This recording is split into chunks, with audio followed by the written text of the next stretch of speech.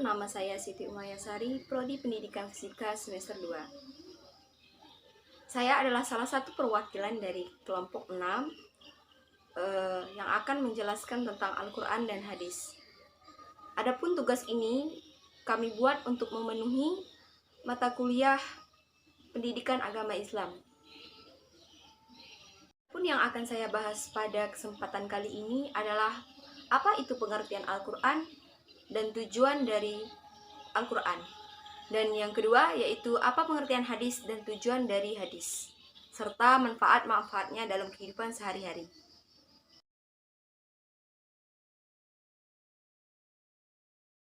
Al-Quran merupakan pedoman, konsep, serta aturan hidup bagi manusia. Di dalam kitab tersebut mengatur bagaimana hubungan makhluk dengan penciptanya, seperti sholat, puasa, haji, dan sebagainya. Selain itu, Al-Quran juga mengatur hubungan antara manusia dengan manusia itu sendiri, manusia dengan dirinya sendiri, serta hubungan antara manusia dengan makhluk ciptaan Allah Subhanahu wa Ta'ala yang lainnya. Oleh karena itulah, maka sudah menjadi kewajiban bagi setiap Muslim untuk mempelajari, memahami, serta mengamalkan Al-Quran. Bahkan hal tersebut merupakan salah satu syarat utama bagi orang-orang yang beriman kepada Allah Subhanahu wa Ta'ala.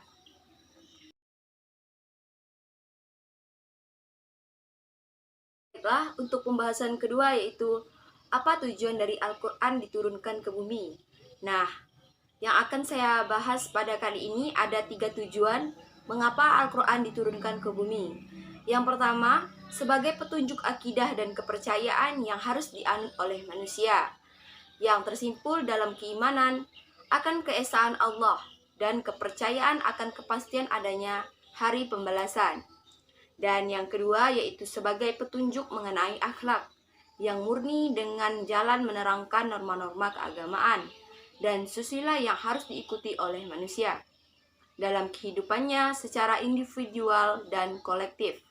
Dan yang terakhir sebagai petunjuk mengenai syariat dan hukum dengan jalan menerangkan dasar-dasar hukum yang harus diikuti oleh manusia dalam hubungannya dengan Tuhan dan sesamanya.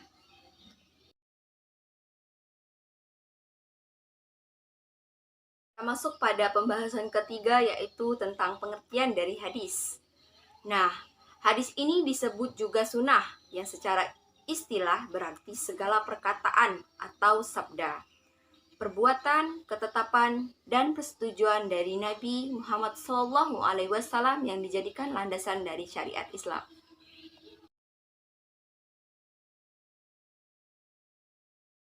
Pada pembahasan selanjutnya yaitu dari tujuan hadis.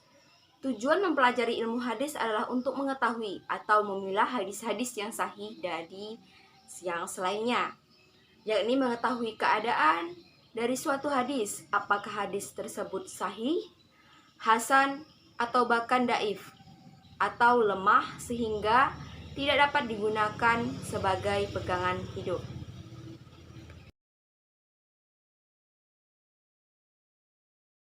Teman-teman, untuk yang terakhir saya akan membahas dari manfaat kita belajar Al-Quran. Nah, di sini saya akan menjelaskan beberapa manfaat dari belajar Al-Quran. Membaca Al-Quran termasuk ibadah paling utama yang memiliki berbagai keutamaan. Bahkan ibadah membaca Al-Quran ini akan diganjar dengan pahala yang berkali-kali lipat. Nah, yang diriwayatkan oleh An-Nu'man ibn Bashir, yang artinya Rasulullah SAW bersabda, sebaik-baiknya ibadah umatku adalah membaca Al-Quran. Hadis riwayat Al-Bahaiki. Membaca Al-Quran di rumah yang pertama adalah mendapat pahala yang berlipat karena menggunakan bahasa Arab. Sebagaimana orang mungkin akan kesulitan untuk mempelajarinya, namun Allah Maha Baik. Dia tidak akan menyia-nyiakan usaha hambanya. Bahkan orang-orang terbatas sekalipun justru mendapatkan 2 kebaikan, yaitu pahala membaca dan pahala usaha dalam membaca Al-Quran.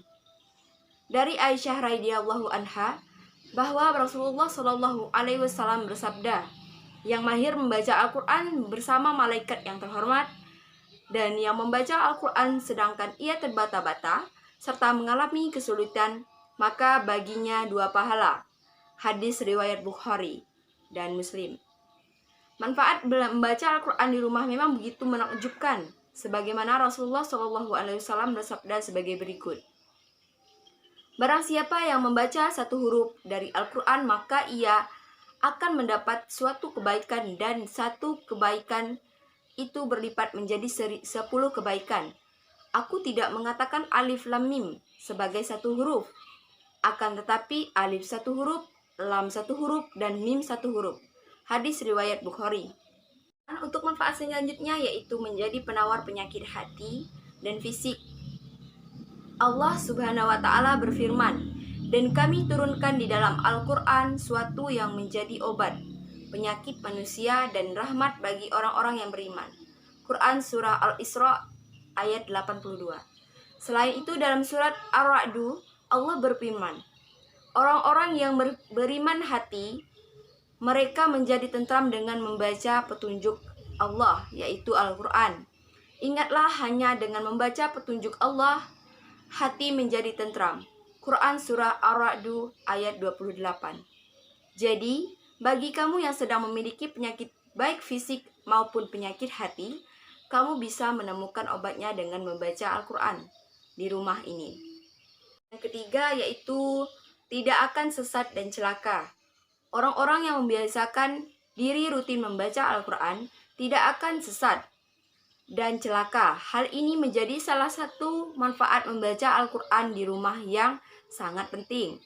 Sebagaimana Allah Subhanahu wa taala berfirman, "Maka jika datang kepadamu petunjuk dariku, wahai manusia, lalu barang siapa yang mengikuti petunjukku, niscaya dia tidak akan sesat dan tidak akan celaka." Quran surah At-Taha ayat 123.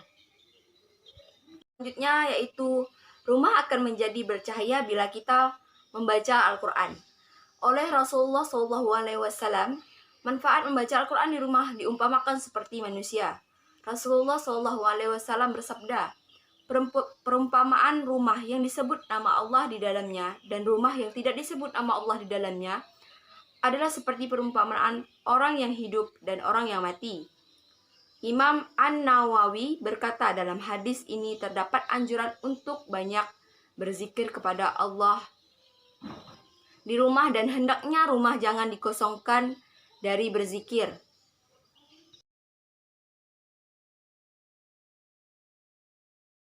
Juga kita di penghujung dari pembahasan saya kali ini. Dan pada kesimpulannya adalah Al-Quran merupakan pedoman hidup yang nyata bagi manusia, serta hadis adalah salah satu penunjang dari Al-Quran. Terima kasih telah menyimak dari pembahasan saya kali ini. Jika ada kata-kata atau perbuatan saya yang salah, mohon dimaafkan. Saya Siti Umaysari dan rekan saya Nabila Alhima mengucapkan terima kasih dan mohon maaf sebesar-besarnya.